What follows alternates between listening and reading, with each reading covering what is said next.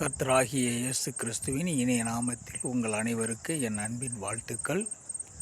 ஆண்டவராகிய இயேசு கிறிஸ்து இன்றைக்கு உங்களோடு கூட இருந்து உங்களை ஆசீர்வதிப்பாராக.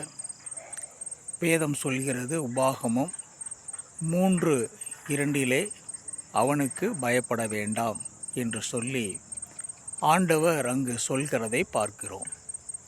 இன்றைக்கு அநேக வேளைகளிலே நம்முடைய வாழ்க்கையிலே அநேக காரியங்களை குறித்து நாம் பயந்து கொண்டு இருக்கிறோம். நமக்கு விரோதமாக ஒரு எதிராளி செயல்பட்டு கொண்டு இருக்கிறதை நாம் பார்க்கிறோம்.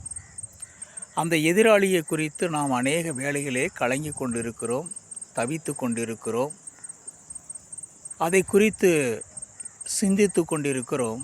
ஆனால் ஆண்டவர் சொல்கிறார், நீங்கள் அவனை குறித்து பயப்பட வேண்டாம்.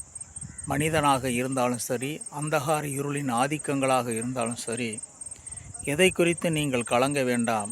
நிச்சயமாக ஆண்டவர் அவனை மேற்கொள்ள உதவி செய்வார்.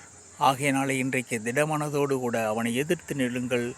கர்த்தர் உங்களை ஆசீர்வதிப்பார். அவன் உங்களை விட்டு ஓடி போவான். ஆமேன்.